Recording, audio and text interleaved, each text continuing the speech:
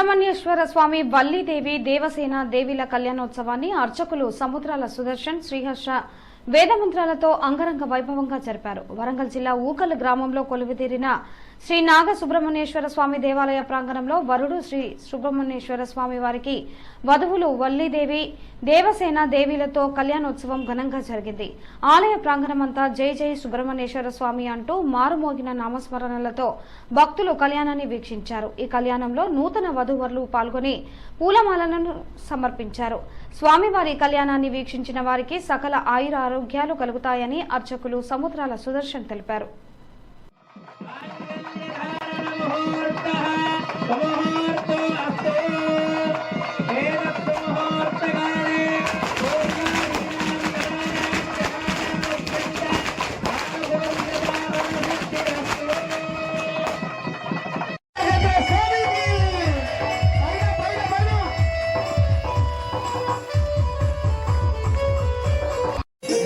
ఆయన మళ్ళీ వ్యాపారంలోకి వచ్చేసరికి కృష్ణుడు అయిందండి.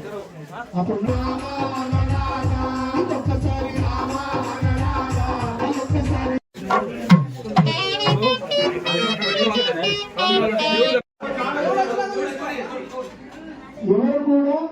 మార్గశీర్ష మాసంలో సుబ్రహ్మణ్య షష్ఠి అత్యంత మహిమాన్వితమైన సుబ్రహ్మణ్యేశ్వరుని యొక్క జన్మదినోత్సవము, కళ్యాణ మహోత్సవము చాలా భక్తుల పాలిట సకల కోరికలు తీర్చే సుబ్రహ్మణ్యేశ్వరుడు కలియుగ వరదుడు. ఈ సుబ్రహ్మణ్య షష్ఠిని పురస్కరించుకొని ఊకల్ నాగేంద్ర స్వామి దేవాలయంలో విశేషమైనటువంటి కళ్యాణ మహోత్సవం అత్యంత వైభవపేతంగా నిర్వహించడం జరిగింది.